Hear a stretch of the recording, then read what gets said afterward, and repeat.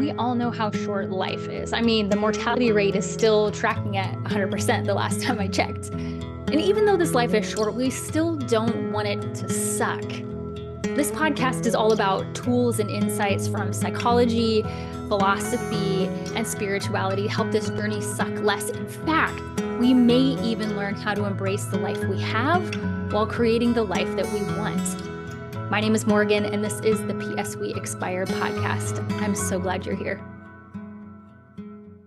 Ever since I can remember, I've had a passion for and just curiosity for how people work.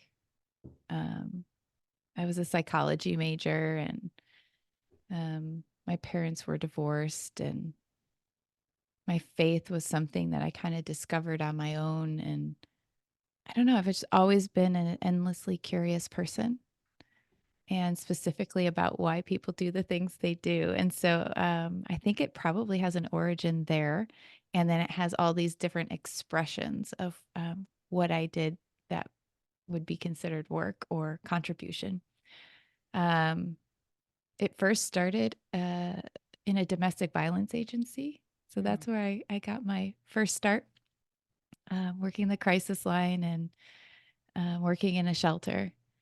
And then it morphed into working at a church and kind of being in charge of small groups, specifically with high school kids for a very long time. And then moved into what I call big church and working on their creative team about just creating spaces for people. And then it was during that time that I started speaking and sharing about our kids and writing on a blog, mainly to let people know what was happening in our life. And then that turned into, will you come and share about your experience? You know, you should write a book and all these things. And so I was happy to share, because who doesn't like talking about their kids? And that's kind of how I got started speaking. And then it was through church and through speaking that I met Bob Goff, who's an author and speaker himself. And we just became friends. And he became this kind of informal coach, mentor, encourager, and really sent me on this journey of speaking on stages that were bigger than I ever thought I could or would. And just gave me a lot of confidence in stepping into that space. And then had a dream in my heart as I was speaking to really start gathering people. But I didn't know what that would look like. And I became a yoga instructor. Again, somebody prompted me, like, you'd be a good yoga instructor, because I was using yoga as a healing modality for the kids. And it was For my your place. kids. Yeah, it was just the place to get away, like to catch my breath. So towards kind of the end of their lives is yoga became important to me. It's just a place to grieve, a place to move, a place to just care for myself. And somebody was like, you should be a yoga instructor. So then I did that. And then someone's like, you should be a spiritual director. I'm like, okay, I'll do that.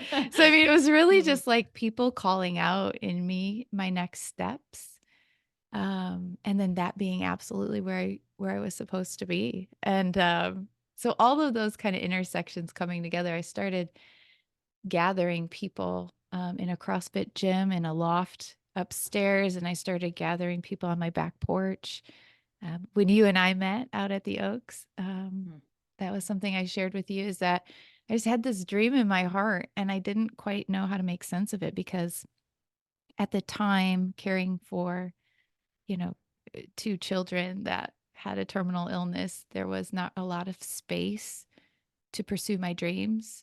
And so I just had this dream of gathering people and walking with people in deep ways. But I didn't have a retreat center. I didn't have, you know, the means to do it. But I did have a back porch. And so I literally would just start gathering people for a couple of hours, and grandma would take the kids and I'd walk them through what I just was trusting intuitively in terms of holding space for them. And it was great. And all that was happening. And then Bob called one day and he said, I bought a camp.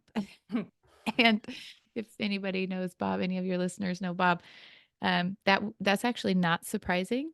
He's called with many adventures for me, and one was like, go to Uganda with me, and Mm. so I said, well, congratulations, Bob. And he said, what do you think about you and Justin coming out here and helping us build this place? And it was in California and we were in Chicago. And so we did. We jumped on a plane and came out here, and it's a 42-bedroom retreat center in Southern California. It sits on 240 acres. And so this little dream that I had that was kind of birthed 10 years, prior to coming out here, started really small. And there were many days I was super frustrated of like, God, why would you put a dream in my heart to do this and then not give me the space or the time to do it? And I think what I realized was absolutely I was being prepared to do the work that I do now. Every moment of caregiving and learning from our kids, Jaden and Brooklyn, and our daughter Ellie too, that was preparing me. All those little steps, all those back porches Mm. were preparing me to do the work that I get to do now on just a little bit bigger scale. So um, super thankful for the small beginnings, Yeah. and super thankful for where I am right now. So I get to Yeah. meet some amazing people out here. So it's been a fun ride. Yeah.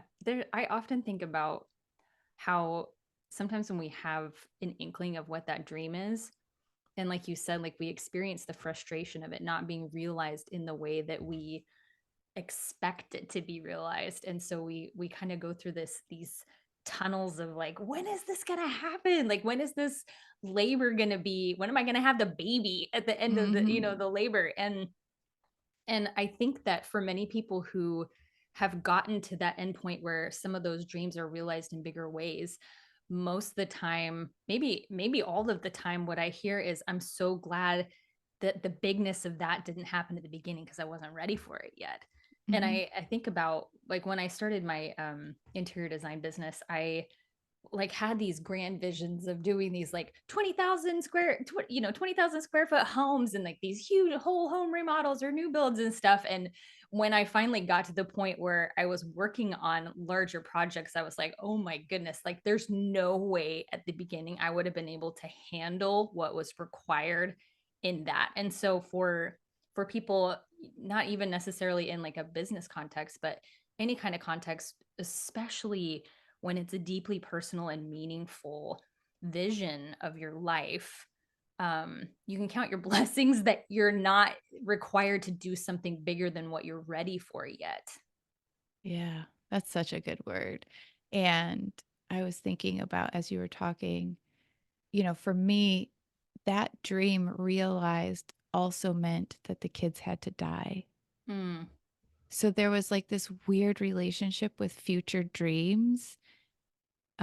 It was hard for me to dream beyond them and their Mm. lives. And then I felt a whole wave of emotion of like, okay, you put this on my heart. I can't do it now. I can't do it with the kids, which means I would have to do it after, which means I have to think about life after. And I'm not ready to think about life after. And yet, if I think about how I'm wired, beyond a mother, like the dreams in my heart to be with people in this way. So it was like a mixed bag of it all, of thinking about dreams and future for me. I There's don't know if it was for you or how that. It absolutely was. It Yeah. was like I almost couldn't, I would do these like guided meditations where it's like imagine yourself 5 years from now, and I could not do it. It was like it just was fuzzy or blank, and I couldn't force myself to go there because I knew that future without Annie was like way too painful to imagine. It's like Mhm. 10 years out I could kind of like see a vision of that, but like anything that was closer than that was, it was way too hard to envision the Mhm. early days without her. Yeah. I still struggle with Mm. thinking about the future. Um, just because I feel like it's so unpredictable that to make plans for the future just seems like a little bit ridiculous. Right.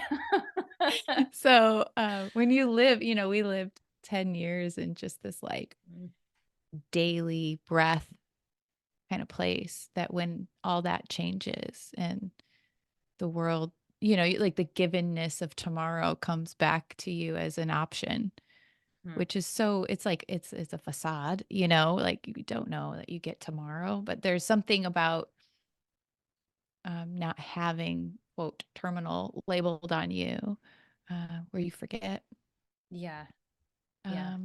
So it's weird. It's just weird. It took me a very long time to think about, even as as a therapeutic coach, to talk about future planning with people, because it's like, oh yeah, I can see the wisdom, especially like in saving and like planning your dreams and working towards 401ks goals and stuff. I get it. Yeah. But like, we just didn't live that way for a decade. So, and we're thankful. We're thankful that our perspective is shifted because of it too. Yeah. But yeah, it's such a weird thing. It's so weird. It's so weird. And it's like, I've often thought about exactly what you said. Like when there isn't a terminal diagnosis on something, it's easier for us to kind of truck along as like nothing happens to anybody ever, which is a gift, because it would be impossible to live life if you were like, yeah, I'm gonna die, to have that at the forefront of our mind. But it is, I often think about Annie as this like tangible example of the frailty of life, and a tangible example and reminder in my daily life of how short life is, and that can be such an amazing catalyst for doing the inner work to dig up what exactly it is that you want. How did their diagnosis change things for you, and what I'm so curious about what the circumstances were surrounding how you got their diagnosis, and what those early days looked like. How were you changed by that? Oof, yeah. So Jaden was born with a hard pregnancy. So I had 10 weeks of bed rest. I had some preterm labor. So he got here at 38 weeks, and by the time he got here, we were just excited he was here.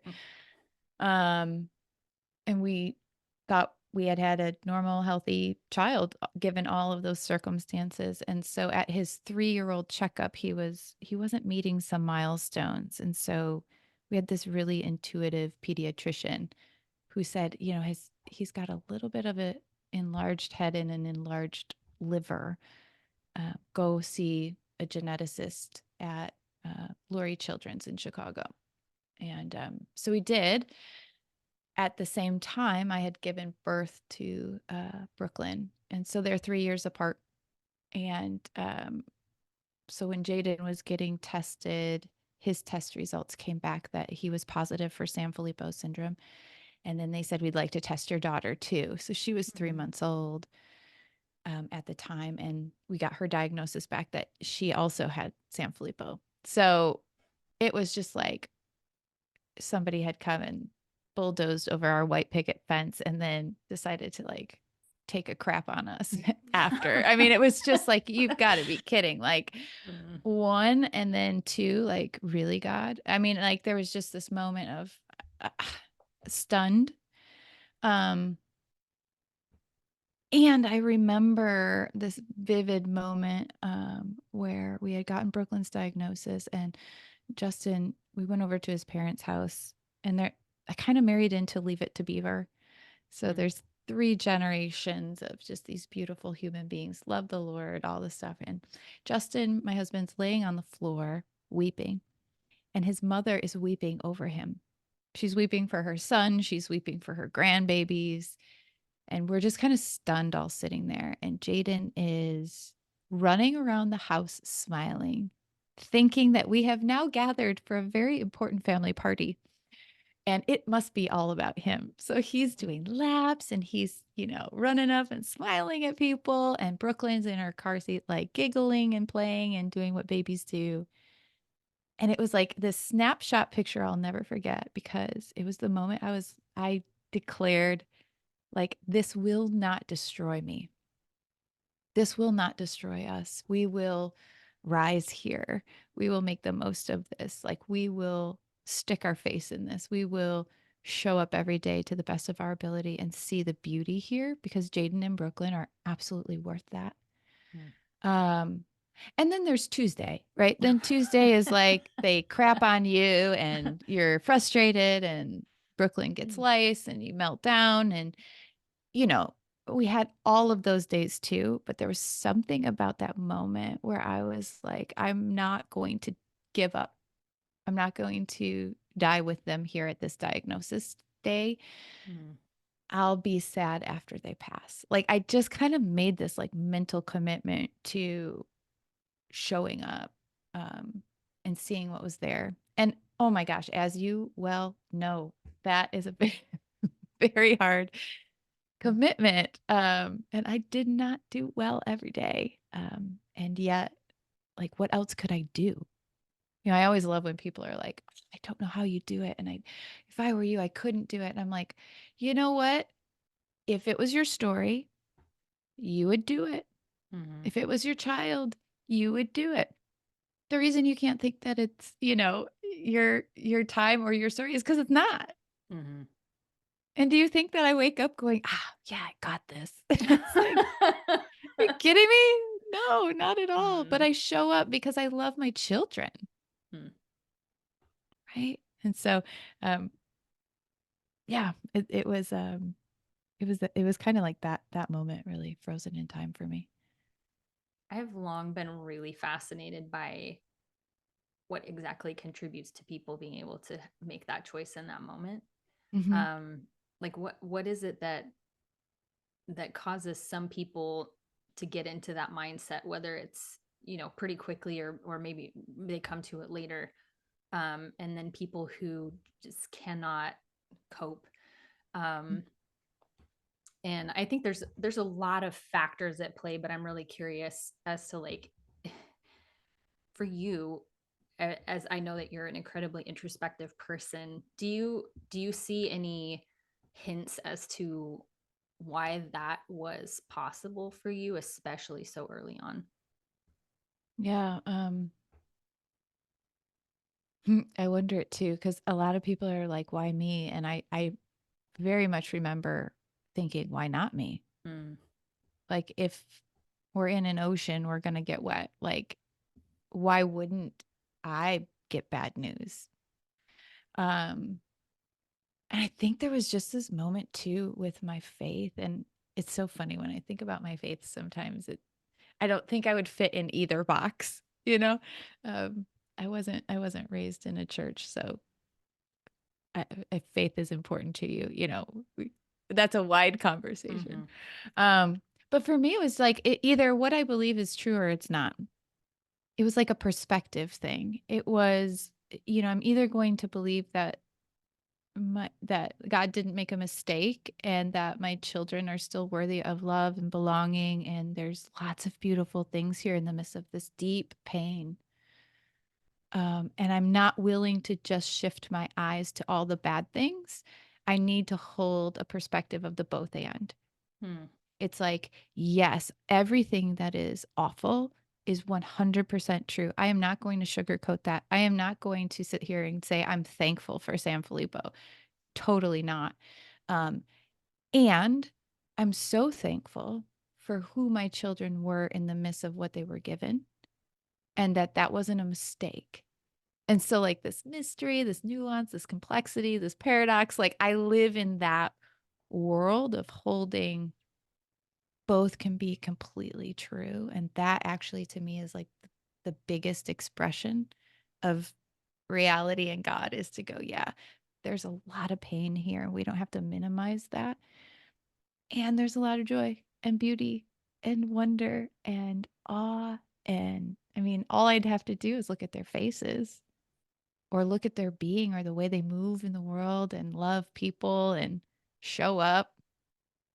Right. But it was like right alongside, like something just incredibly painful. It's like all the beauty and all the pain in one face. The commitment to to exactly what you're saying of like living in the both and was probably one of the biggest shifts for me was, you know, like I had this this belief for a long time that it was like you're either happy or sad, you're either faithful, full of faith, or you're doubting. And it's like everything that happened with Annie was this realization that came rushing in of like it's all the things all the time. And Bingo. it's this constant dance between them, and that there doesn't need to be any reason to label any of them as like bad or off limits or wrong. The more that we can just kind of unlabel any of them and just say like this is what I'm feeling. There's no moral attachment to that I'm really really mad, or I'm really grieving, or I'm really sad, or I'm really doubting what I thought was true for a long time. Like that, just let go of this expectation of these are good or bad. Like they just are. They just are. They just are. And the more that we can just open ourselves up to the reality of what is, then there's not a life lived of resistance to what is. It's like being able to, it's being able to look your grief full in the face and be like, okay, like I'm here for it. And this is happening to me.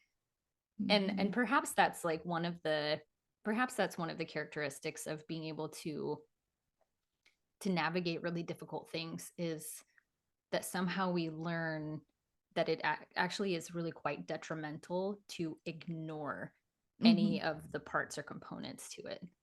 And that's one thing that I remember going to yoga for the first time just a handful of years ago, and feeling this like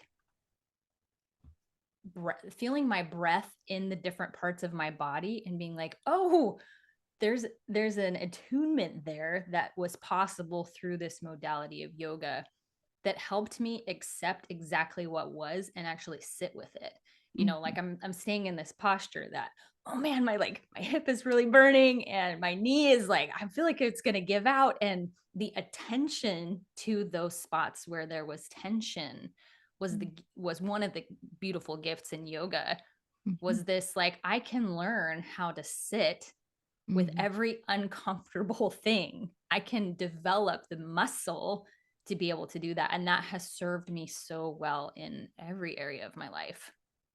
Yeah, that's so good. Yeah, it's called the sweet spot. So in tightrope walking, it's like where there's just enough slack in the rope where when it moves, we can attune to make the adjustments needed to stay on the rope. So if you're thinking about the tension and the ability to stay in the tension is where resiliency is built. And I think people that say, I'm going to stay, I'm going to walk into my pain and my anger, and I'm going to let that toss me around a bit. And then I'm going to trust that I will come out the other side. Like that rhythm of going in, toss about, come out stronger. Like that to me are probably the people that tend to ride the waves of stuff like this the best. They just figure out how to be in it. And that's why I love the ocean as a metaphor, because now that we live in California, we go there often, and, you know, you watch these surfers go out and, you know, they get beat up by waves, but they also ride waves. Like the ocean is unrelenting. The ocean just is. And it's like, how do you want to be while you're with it? So when you're working with people, either through, you know, workshops that you're presenting at, or speaking engagements, or in your coaching, what are some of the ways that you're telling people that they can develop the muscle of resilience, if that happens to be one of the topics that you coach on quite a bit? Yeah. My friend Micah says it best. He was a football player in the Midwest, and he's also a firefighter. And he says, stick your face in it. When the weather is bad, you still go out there and you play. And so I think when I'm working with people, and it's to varying degrees, following their body, their intuition, their tolerance, but it is to move into those places that you want to resist. That's where everything is grown. is in that place. And so it's just baby steps. And I think love is kind of the one thing that tends to work best, is just this kind curiosity and love versus like discipline and force. So it's like, yeah, let's dip a toe in. How does that feel? What would it feel like to go to your ankles? Yeah, it is scary. Can you stay here? Yeah, it is hard. Can you go a little bit further? Right? So it's like, what would it feel like for you to feel the sensations of being all the way in and knowing that you can do this and that you will not die here, you know, and feel the waves move you about. Yeah, it is. It's cold. It's scary. It's hard. And look, you're doing it. And look, you've got a step further. And the next time you go to get in the waves, you're going to know. Right. And so working with people is just meeting them where they are and kind of standing alongside of them and saying, I'll go with you. Yeah, I'll stand right here. I see you. It is hard. Right. And you can go when you're ready. And most people, when given the opportunity to trust their intuition, will take steps in it, especially if they're at a retreat or they're coaching. They've already taken a really hard step, is to reach out. So it's probably just kind of like the person that would be willing to go. And it's hard. I mean, heck, it's not like I've arrived anywhere. Right. So I've got those steps myself. And I do not like a cold ocean. How do you deal with when those feelings come up in yourself of inadequacy to meet other people's needs, or, you know, because as we're talking about this this idea of like the dreams that we have in our inner knowing, in our inner being, and feeling, you know, sometimes it feels like that I don't understand how this can be realized, but there's also a part of it that's like, who am I to do this? And I don't know that that ever goes away, no matter how many degrees you get or how many, you know, research projects you do or how many stages you speak on or whatever. Like that doesn't really ever go away. And I think that that is very disappointing, because it does feel like if I could just arrive at the spot where I don't ever feel discomfort anymore, I don't ever feel like an imposter, don't ever feel awkward or embarrassed, like that would be great. I can't wait till I get there. And that's not reality. So how do you, what does the inner talk look like when you bump up against your own limits and your own feelings of inadequacy or smallness, I guess? Yeah. Yeah. I think that's such a great question. I think for me, a couple of things come up when you're talking. One is just the sensation of saying, oh, if I'm feeling that, it's actually not a disqualifier, it's a qualifier. I am where I am supposed to be if I'm feeling a little bit scared, right? The growth edge of a window of tolerance is where we interact with risk and safety. So when I'm feeling like that stretching point of like, and I feel congruent inside with my inner knowing of like, and I'm supposed to be here and I'm scared. It's like that usually means I'm in the right spot. So I've learned to trust that sensation. And then the phrase of you are the primary guide has been such a gift to me to go, when I show up to lead retreat, I believe each and every person has an inner knowing and they are the primary guide of their life. So then that gets me out of the way of having to be the expert in the room, to be the one to fix it, to have like these beautiful phrases that all start with the same letters. Because what I'm doing is I'm showing up and offering my presence and my curiosity, which means by default, I won't have the answers. So I kind of like let myself off the hook in that way and go, the life that I'm living and the attunement to my life is the way, that's the gift I'm bringing. And I can't go wrong if I'm betting on myself. So like if I'm trusting that intuition, I'm trusting that I'm doing my own work, then I'm going to show up with kind curiosity to get to know someone and to then come alongside of them. And if we don't know the answers, we can Google it. I mean, like there's so many ways to get to the answers. And I think People start with going to people saying, you've got all the answers, like, give me the answers. But what they really want is just a companion, like a witness. So then when I go, oh, if they just want a companion and a witness, I can do that. And like all the training and all the stuff, that's just going to come out as an outflow of the life that I'm living. And that's been so freeing to me. And then trying to build up my inner ally and attuning to that voice. My friend Elise talks a lot about getting to know your inner ally just as much as you know your inner critic. Mm.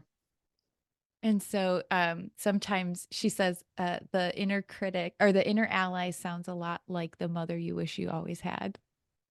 Mm. And so if we could talk to ourselves in like this wise mother, wise grandmother, what would she say when you showed up to that room? She'd be like, "Ooh, girl, you got this. You got this not because you know all the things, it's because you're you." And that's why like I've moved away from like large keynote presentations or notes, or it's like it's in me. If I'm really going to add value and give information, it's going to be an outpouring of my heart and what I'm living and what I'm curious about, more than I've memorized some answers for a test and I'm going to regurgitate them. And that's just me. I'm nothing against Keynote. I use those, but it's always when I like, I'll be like, oh, this group needs me to use a Keynote. And I'm like, no, they don't. They need me to show up as me.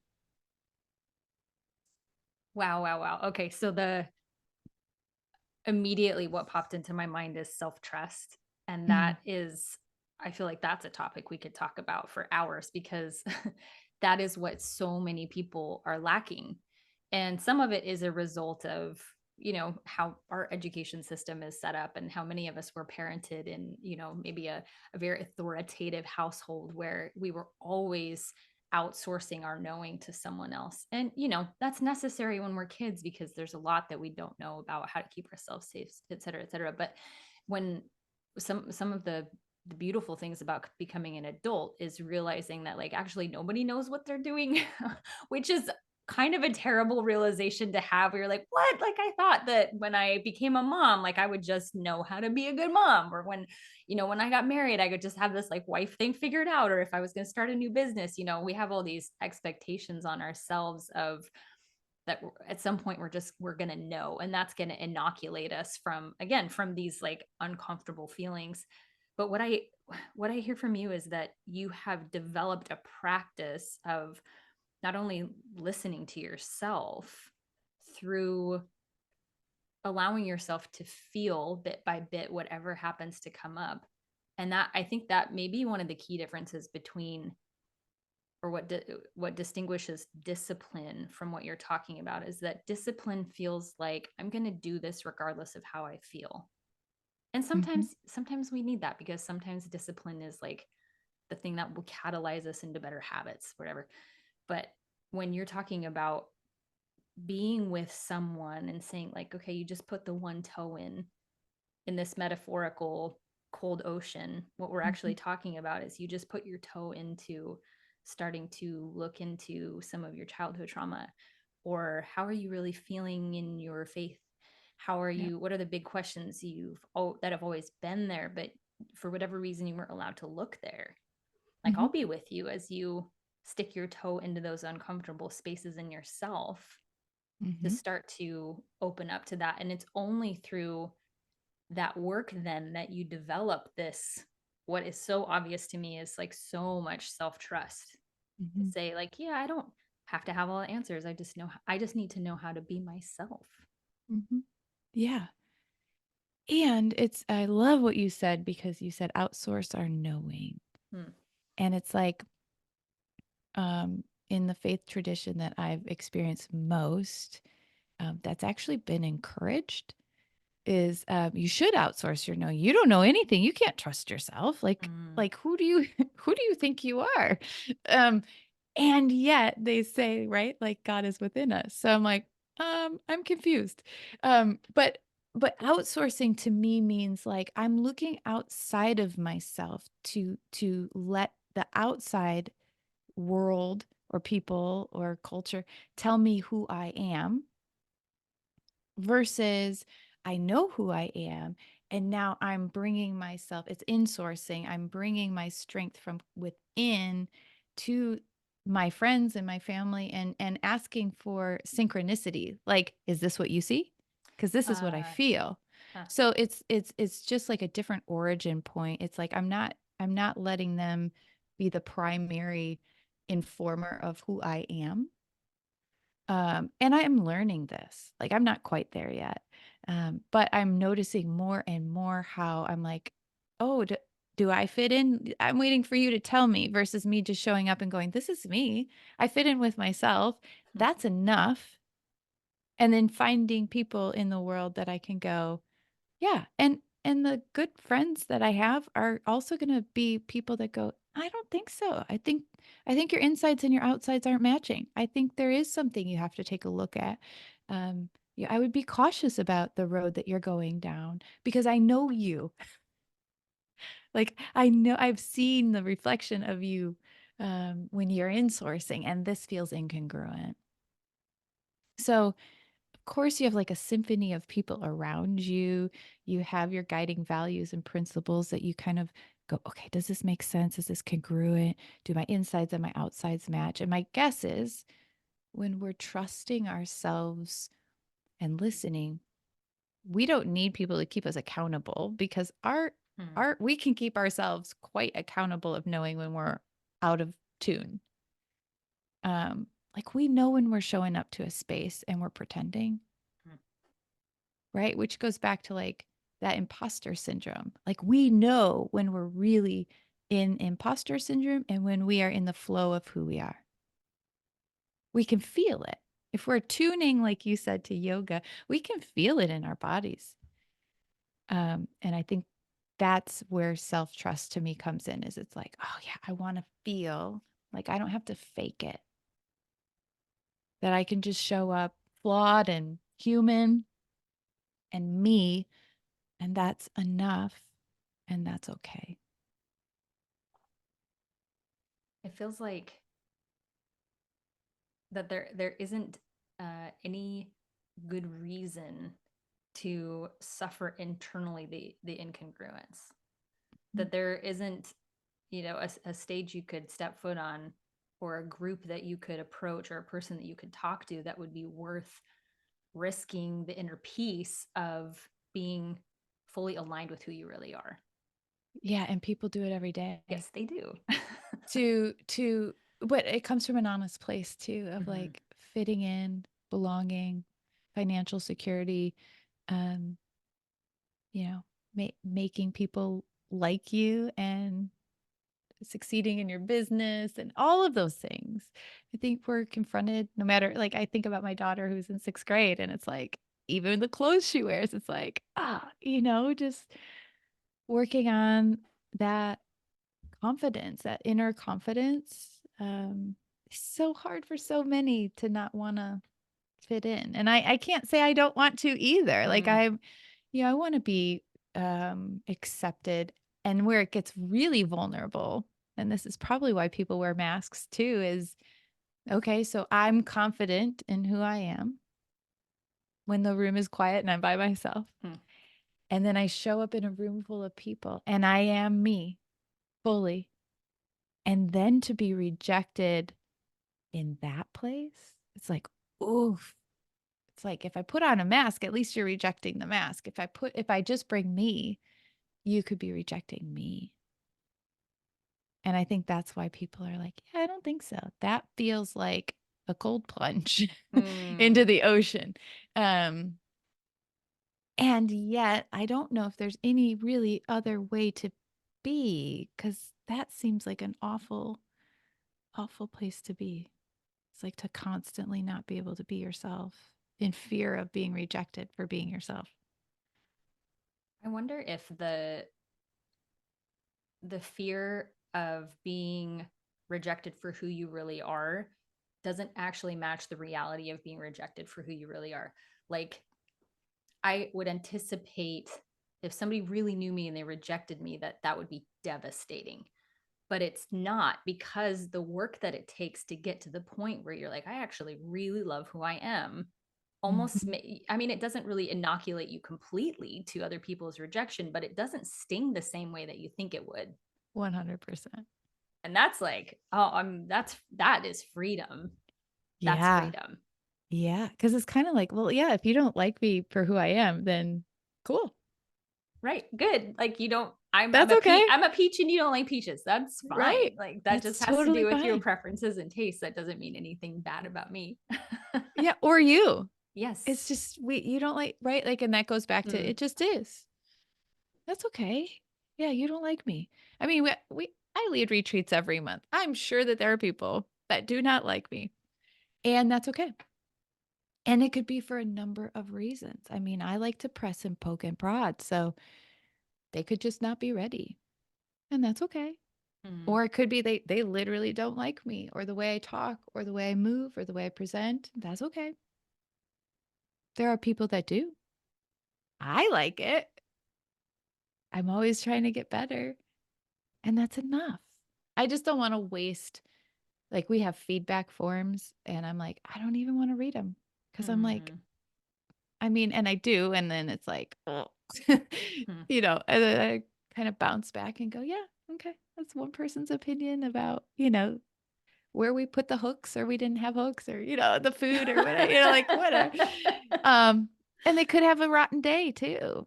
Mm. So it's like, it's so hard to like put a ton of weight on people's opinion of us. And then I go back to our kids and I'm like, for the people that leaned into our story and walked with us, they were forever changed. And I guarantee they all got a little bit of saliva on them in the process. If not other things. Right, right. I guarantee that they joined me in being stared at pushing a wheelchair. I guarantee that it was uncomfortable because they didn't know what to do with a G tube. Like, and yet they leaned into that place of tension and they grew from it, and everybody was changed and blessed because of it. And then there were people that looked away and they missed it. They missed it. And ooh, that would piss me off. I mean, I remember glaring at little kids because they were staring too long. And I'm awful. I'd get down at their eye level and I'd glare at them until they'd look away because I was just so angry that my kids had to show up in the world and people were making judgments without even knowing them. Then I watched them and they could care less. Like they had this ability to like, and this is what it is. Hmm. And this is what it is. And so when it was beautiful, it was beautiful. And when it was hard, it was hard. And it was all of it. I'm so glad that you shared that example of giving a little kid the stink eye, because like, I mean, that to me too is like a hallmark of someone who trusts themselves, is when there isn't a place that's off limits to shine the light. And not that, I'm definitely an advocate for picking and choosing the things that we share publicly, because there are things that I went through with Annie that are just for me. Just for me. Totally. But there's like going back to the freedom of being exactly who you are. One of the components of that is like, I can go down into my psychological basement and not be afraid to open any of the boxes, because there's no shame there. When we can look at ourselves and look at our lives for what it really is. And some of the emotional intelligence that comes with not having to label any emotions good or bad is that the unshaming of that allows you to kind of pick through all of the stories and be like, are these true? And like, what have I been believing that this says about myself? And I love your the metaphor of the inner ally.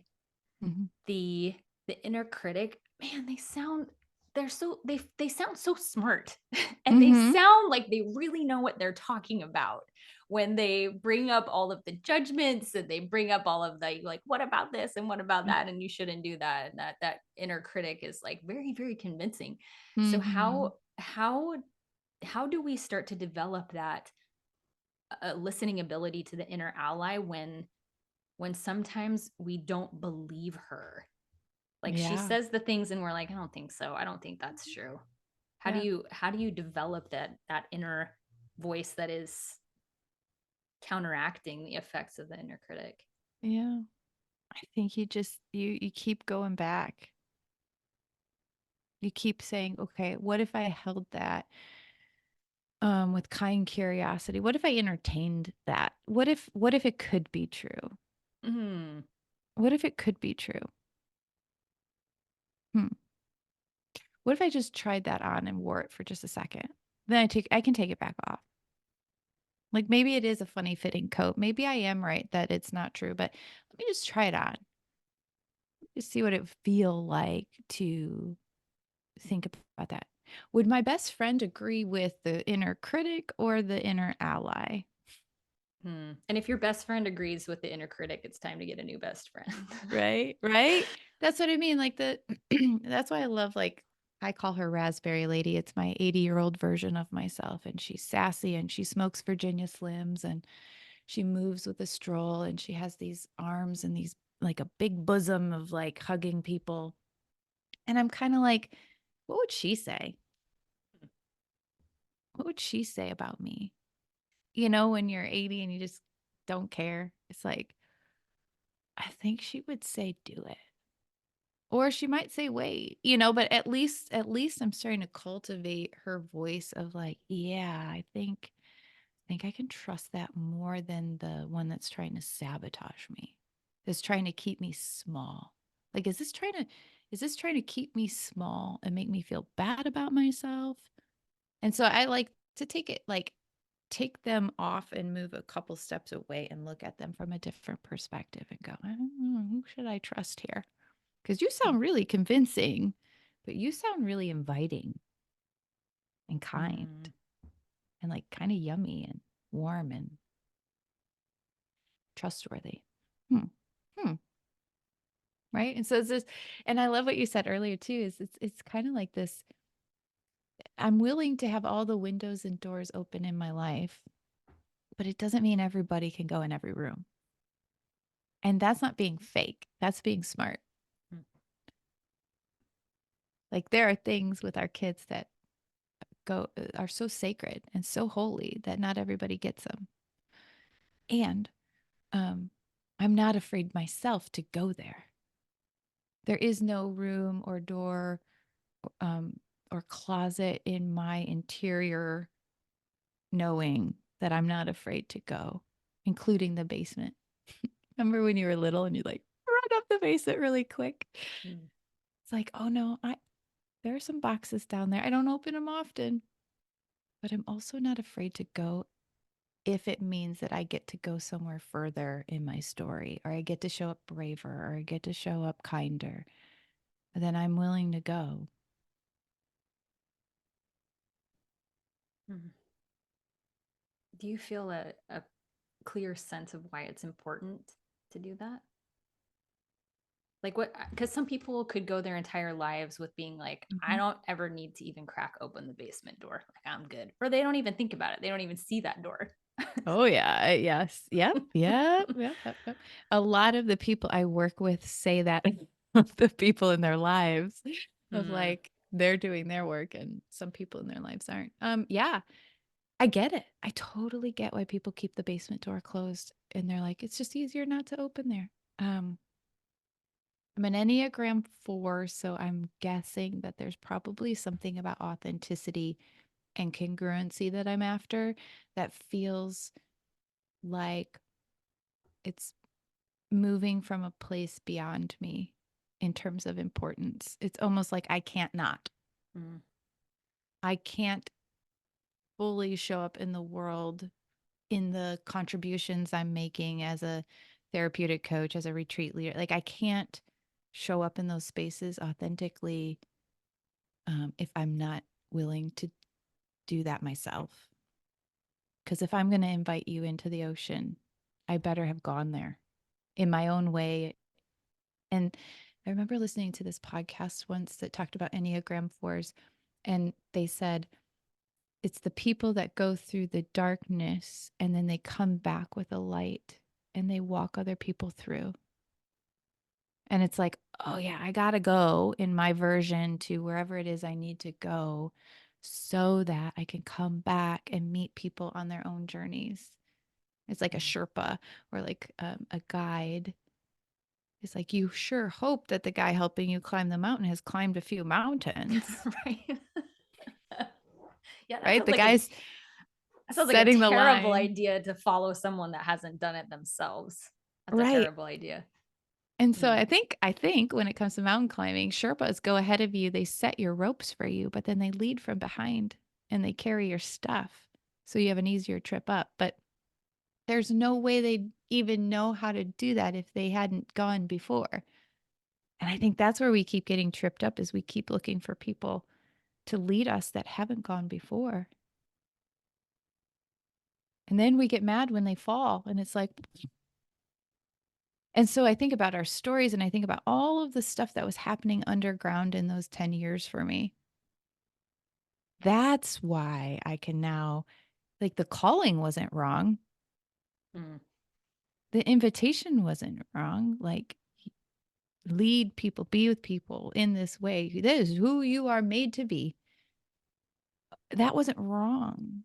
It was just the first 10 years were being with the people that were going to teach me the most that I needed to be able to do the work that I was going to be invited into next. I kept thinking my dream began post J&B, it actually began right there.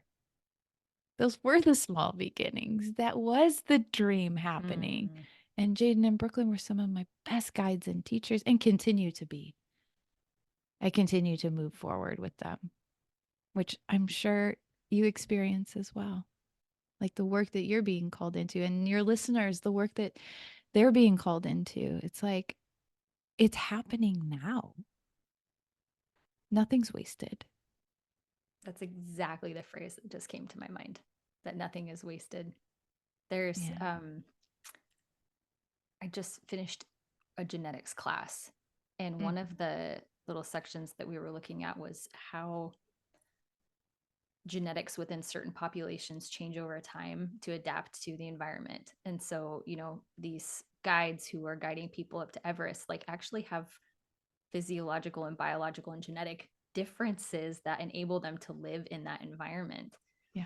And I think about how the environment for us of navigating the medical system, navigating our deep emotions of grief about our children, navigating like having to do gross things all the time, like navigating being like, well, I'm doing it, like this, it's on me. I'm getting in there and I'm looking at this for exactly what it is, and sitting in waiting rooms where all our kids are sedated, and all of the hard things that we learned how to do was our acclimation to that environment. And that is what enables us to go into that environment with other people. That is what allows us to be like, oh, like you're feeling grief. Like I know what that feels like. That feels awful. Like I can be in it with you. I don't have to fix it with my right answers that teach you how to get out of it as quickly as possible. The only advice I can offer is how to sit with it longer and how to let it change you in beautiful ways. And agree, it sucks. It does suck. Right. Yeah. And that's the street cred. And I'm not saying like every person you have to go through every cave or climb every mountain, but you have to have gone through your own and continue to be willing to go in there and find what's there. Continuing to learn how to climb your mountains so you can walk with other people. And you're absolutely right. Yeah. Street cred. And I know so many healers in terms of just like people that can be in those spaces. And it came out of their own deep grief. I think Levi Lusko says it's the passport our pain is our passport, that we're able to go into places. In fact, I walked recently with another family with a child with Sanfilippo, and had the high privilege and honor of being with her and walking her home. And there's no way I would have been invited into that space, that holy, sacred space, having not walked that space myself. And so, I think about sometimes, certainly the math does not make sense, where it's like, oh, yay, I'm like, I cannot handle when people are like, God only gives you more than you can handle, or God only gives his toughest battles to his bravest warriors. It's like, come on. Like, no. It's just the truth of what happens when you have entered into a deep, painful experience, that there's no other privilege or honor than turning around and shining the light so other people can see. It's not, the math doesn't make sense. It will never add up as to why, Jaden and Brooklyn or Annie had to do and have what they had to do and have. And there are so many beautiful things that we've been able to see in the pain. Yeah. Nothing's wasted. Nothing's wasted. The funny thing about the phrase about like, God won't ever give you more than you can handle. I was like, I know for a fact that's not true, because there were many, many, many days where I was like, I'm ready to just cut and run. Like, I literally cannot do this for another minute. Like, I can't handle the screaming for another minute. I can't change another diaper. I can't fight with another insurance agent about getting, the medical stuff that I need. And that maybe that's one of the reasons why people take it so hard when they idolize someone else, or maybe not even idolize, but like where they revere someone else and really heavily rely on them for direction, because when it shows that they're still human, it's kind of a blow, because again, we like have this belief somehow that at some point we'll arrive. And every time we're reminded that that's not true, that for the rest of our lives, like, this is the deal. It's like, you're going to go through hard stuff. It's challenging to accept that over and over and over again. But what else is there?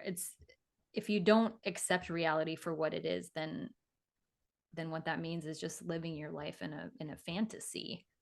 Right, until the bubble, yep. And then when the bubble bursts, it's like, that's why people fall so hard, is because it's like, well, I thought if I didn't look, it wouldn't happen to me. Yeah, if I didn't look, it wouldn't happen to me. Which is, in many situations, why those things happen, is because they don't look. People that are like, yeah. And then you hold on to those cliches because it's like, that's safety. Right? Like, neurologically, if we're all safety seekers, we're going to look for like the quick, easy, brain satisfying, circle closing answer. I was like, God never gives you more than you can handle, which clearly you can handle a lot and I can't. So then it won't happen to me. Right. So it's like, oh yeah, if you are the strong one, then clearly it won't get on me. It's like, knock on wood. Yeah. So, I get it. Like, I totally get it. And I wonder how that's going to serve you when something bad happens. Yeah. And you feel like you can't handle it. Like we felt. Yep, exactly. Welcome to the club. Yep. How has your faith evolved over the last decade plus? I mean, you alluded to it a little bit with saying like that you kind of found your way yourself to a type of faith that worked for you. And I'm really curious how that evolved. Yeah. I wasn't born and raised in a church going family. They were supportive of me going to churches with friends, but that was not like a high value in our family. And so I felt a lot of freedom. And I ended up going to a Lutheran school for high school, and then went to college and really developed a faith as a bartender. Spent a lot of time having great conversations, serving drinks. So I guess my faith has always been like really open to finding God in a personal experience. And then when I met my husband, he was completely opposite, like born and raised in a church. And so we started going to a church, and it was feeding my soul so much. The pastor, he'd get up and he'd go, "My name's Joe, and we're going to be in this book, and I'm going to explain it to you." You know, it was just like super inviting, and I loved it. And so I joined staff, and I thought I was just going to be a copy girl, but I ended up being a lot more than that, and did a decade of church ministry until it was time for me to go. And I think a lot has changed since then.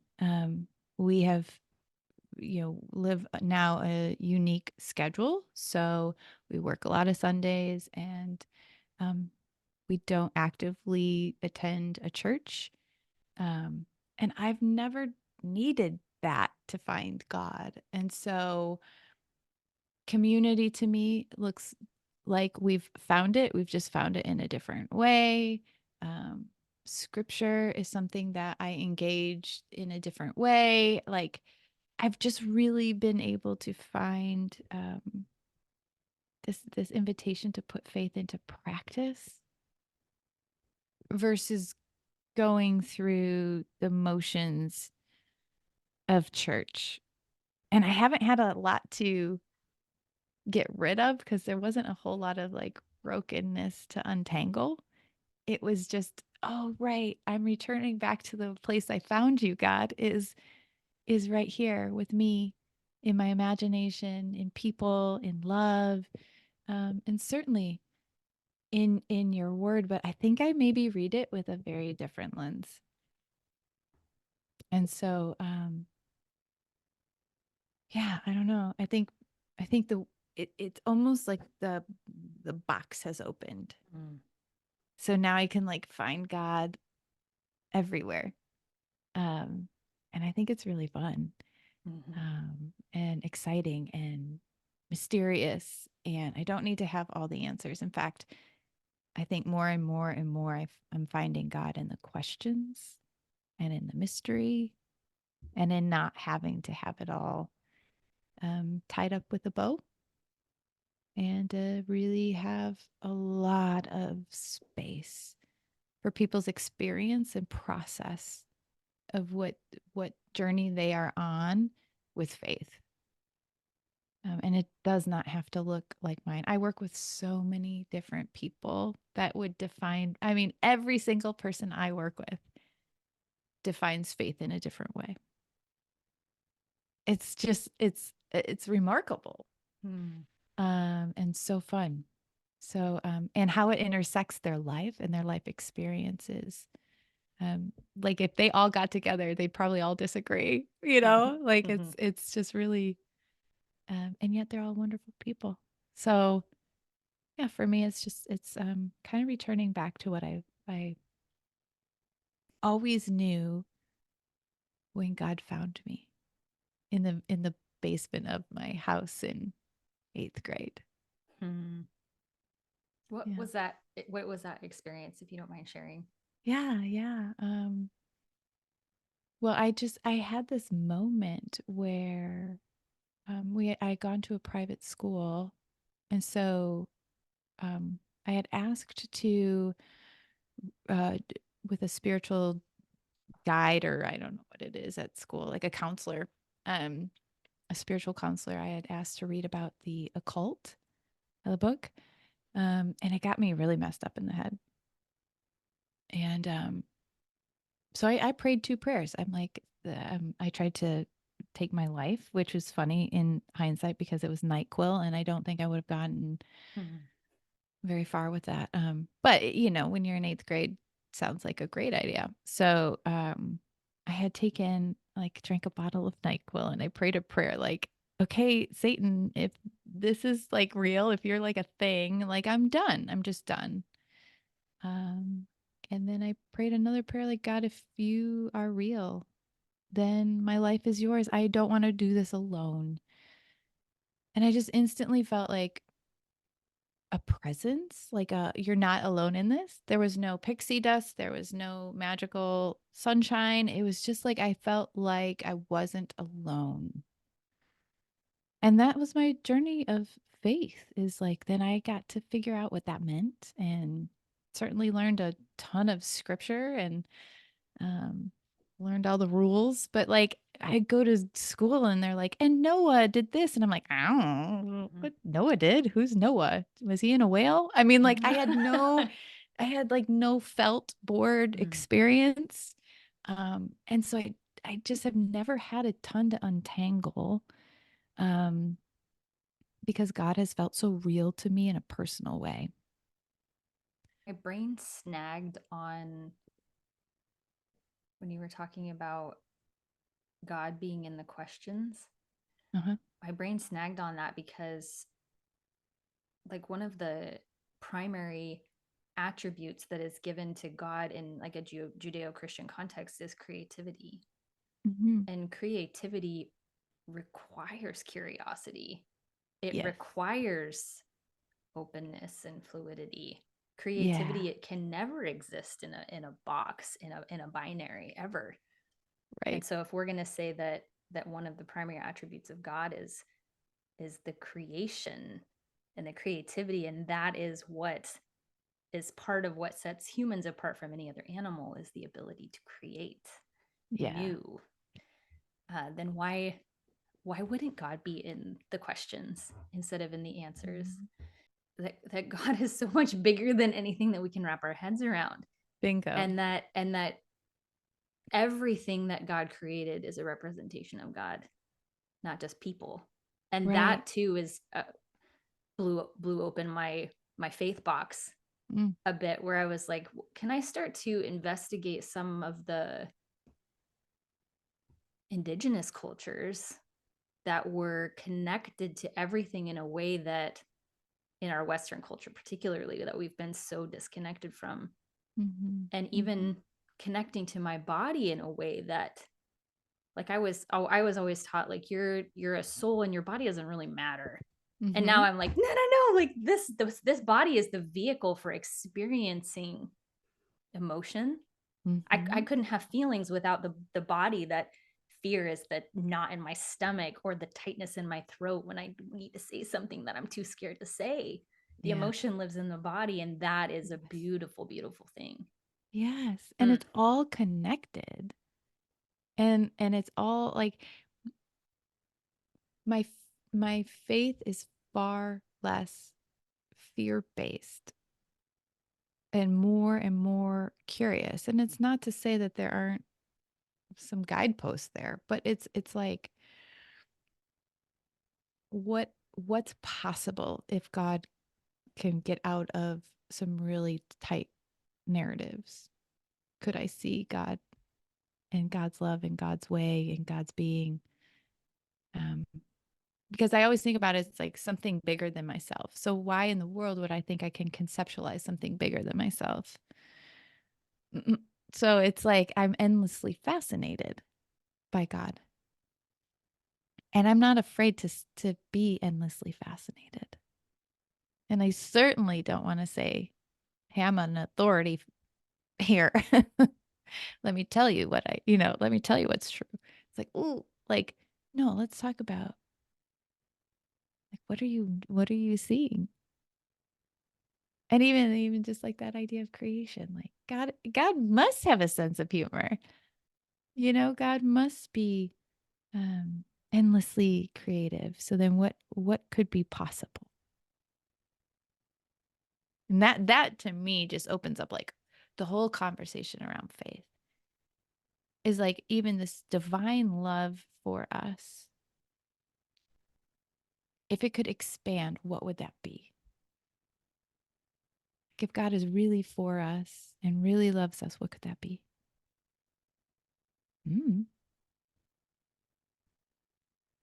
It means that that even in like the stink eye to the little kid that's staring too long, that even somehow love exists in that, you know, and maybe and some of it, I suppose, is maybe the love that we can have for ourselves when we see ourselves like being petty or, Totally. you know, Oh, being less totally. than generous with Yeah. others. And Yep. that's a really important aspect to so many of the things that we've talked about today of like learning the voice of the inner ally, developing self-trust, believing that your dreams are there for a reason, that you may not be able to see yet how that's going to be fulfilled or how that's going to take shape. But there's this undercurrent of love that exists in everything that we can also have directed towards ourselves. That is the most powerful way to unshame our stories, and the most powerful way, and the only way I think that we really truly connect with others. That, you know, like one of the you've already talked about this a bit with Jaden in Brooklyn, but seeing this in Annie's life was like, there was no stranger to Annie, you know, and she could care less like how you smelled or how you walked or what you wore, your shoes, or like how high status you were, what your politics were, what church you went to. Like she didn't care about any of that stuff. She was just like in it with whoever happened to be in front of her. Yep. And that was like one of the most beautiful gifts that I got as a result of just being in her, being adjacent to her life and watching how she lived her life. Was like anybody who happened to come into her life was there for a reason, and she was with them. Yep. She's in it with them. Yeah. I said I had a front row seat to some of the best parts of being a human. And seeing like humanity at its finest. Like I had a front row seat to that. And to some really awful things too. Yes. You know, but yeah. And we're just I think G.K. Chesterton says we're just a bunch of marble and mud, you know, that we're so human. We are so human. And we're created in the image of God. What? Like, so how does this work? And could I just be endlessly curious with both my life and with human behavior and with God, and you know, just like de-rolling myself from some authority figure or knowing, and just going, I don't know either. Let's stick our feet in it. Let's put our face in there. And yeah, it hurts. Yeah, it sucks. Let's get mad together. I certainly don't want to live my life knowing, except I'm perfectly confident in wanting to know that I don't. If that makes sense. Knowing sounds so boring, because when you know stuff, you already know it. And like, where are the questions? Where's the curiosity in the knowing? and the knowing. And you know, again, if there's a both and, it's like, and I know, and I know I can feel congruency in my body, and I know. And that might just be for now. And then I might know something different later. And can that also change? Can knowing be fluid instead of static? And can there be some things that we know for sure that aren't? And we, you know, it's like, okay, like we could talk for hours about just how we can be curious about all of it. I just had this image of like trying to hold onto water. And like when you've got your hand in the water is when you can feel it. But as soon as you try and take it out, it's gone. And it's like the challenge is, I think, to not try and separate the bits of truth that we have, or the knowing that we have, from this metaphor is breaking down a little bit, from like the big pool of curiosity, but to just like be in it. So Jaden and Brooklyn died a year apart. How did you change, and what came up in you? And obviously like life changes in dramatic ways when there's a relief suddenly from a lot of the like basic to-dos. There's so much space all of a sudden in life. But I'm curious about you know, apart from just logistic day-to-day logistics of caregiving, how did you change when they died? What did that do to you? Mhm. Yeah, it is. It is so jarring. You know, just the logistical parts of like your hands not knowing what to do, your body like almost being severed from you. It's like the kids are like a weight. Like I remember Brooklyn would sit in my lap. And like the moment that weight disappears, it's so disorienting. And it's like such a both and of, oh, I feel lighter, like this backpack, right? Like, but I don't know what to do without it. And so it's just, it was extremely disorienting. And I remember specifically after Jaden passed, the first thing I did is put Brooklyn on my lap. And actually, like when she passed, all the stuff started coming out of the house. And that's when I was like, whoa. So she was kind of like an orientation point after Jaden passed, of like, I didn't have to stop living that rhythm. So everything changed. And I felt like the button that gets hit on the treadmill that stops it abruptly, I felt like I smacked my face and I was gutted alive and turned inside out. And that I was so fragile. I just remember feeling so fragile. Like, please don't touch me. Like, please don't bump up against me, world. Like, I can't move at the pace you're moving. Like, I remember being in Target many times, like, please don't touch me. Please don't touch me, world. And then learning how to walk again. And then Brooklyn dies. And it's like, I just got pummeled again, but my insides were already turned outside.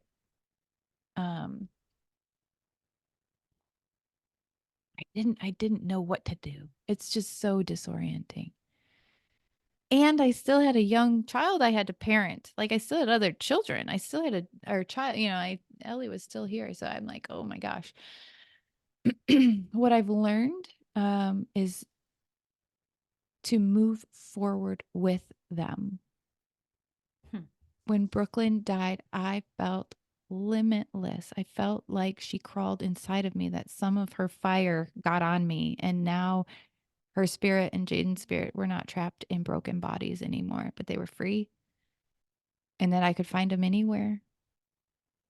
And so like again, I think in the same way the diagnosis moment was like, oh, I'm going to, this will not destroy me. I felt like I had this moment once I could find my feet again of like, oh, wait a minute. Then that means it's better.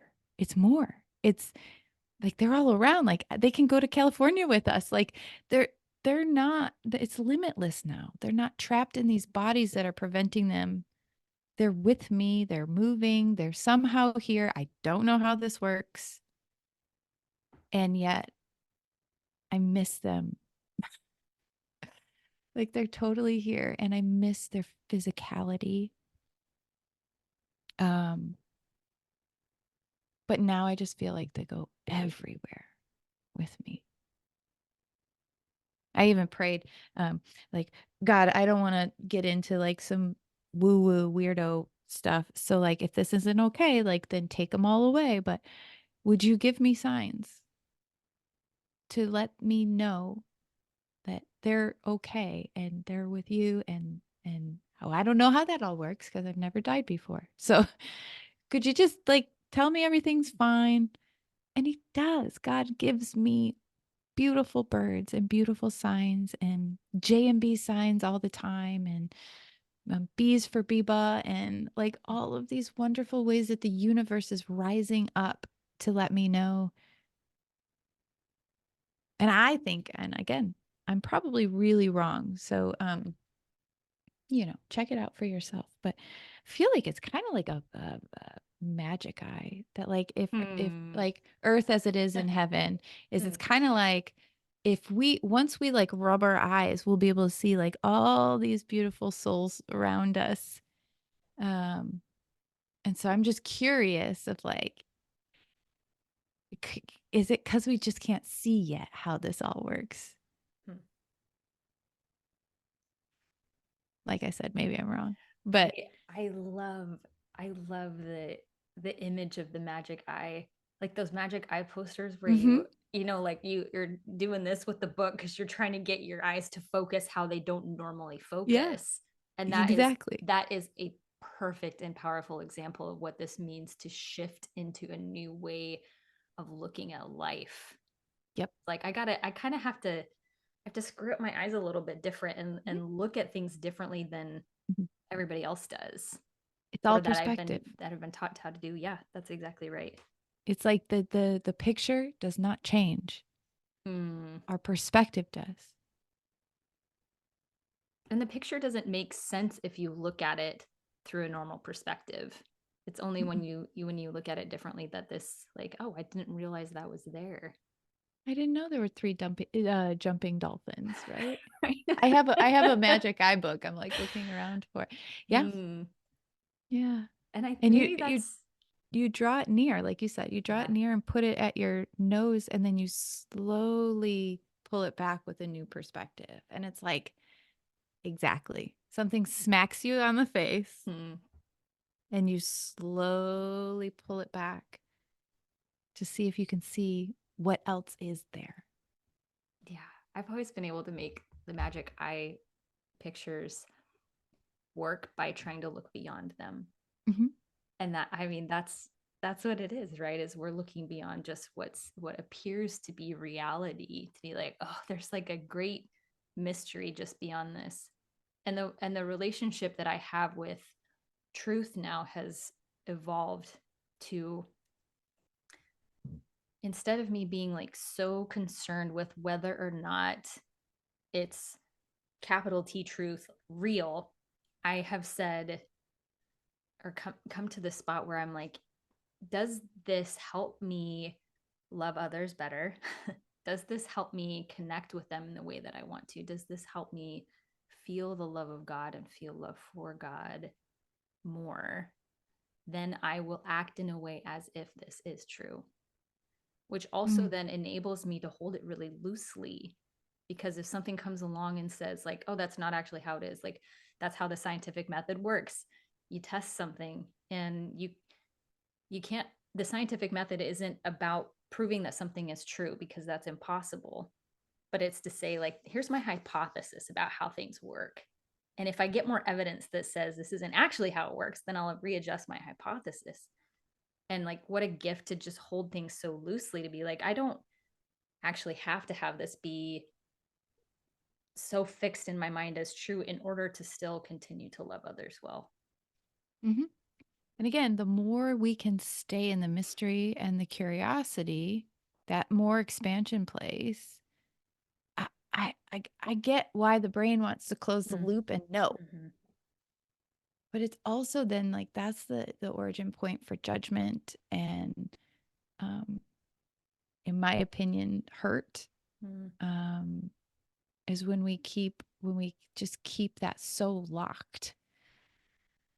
And I would also say, like, back to inner knowing is in the scientific method is like we're testing that. Mm-hmm. We're always it's always like this dual relationship of like, okay, this is what I'm feeling and sensing. Like now I step in. Does that make sense? Like I'm always looking for the tuning fork of like, I think I know what I know what I know. Do I know what I know what I know? Like, but it's more, again, it's like I've got my inner ally, I've got a critic, I've got my friends, I've got scripture, I've got God, I got like nature, I've got, it's like, oh, give me all the things. And if they start singing in a beautiful sound, it's like a tuning fork for me to keep going. Mm-hmm. Stefanie, thank you. I won't keep you any longer. I know we've kind of gone over our time already, but thank you for being so beautifully vulnerable and transparent about how you got to where you are and what some of those sacred moments with your kids has been like. Mhm. And Mm. I'll definitely share, of course, in the episode information how people can learn more about you and read your beautiful words and Mm. learn more from you and get to know how to walk beside you and you walk beside them. I'm very, very grateful for your generosity of time and spirit today. Thank you. You're welcome. This has been so fun. I could talk to you for hours. I know. I'm like, episode 477 on just the Stefanie and Morgan show. Awesome. Seriously, I like have my notebook out because I'm like taking notes. I'm like, oh man. Yeah, that's so good. No, so honored to be with you. So thank you. Thank you. And for all my listeners, before we go, P.S.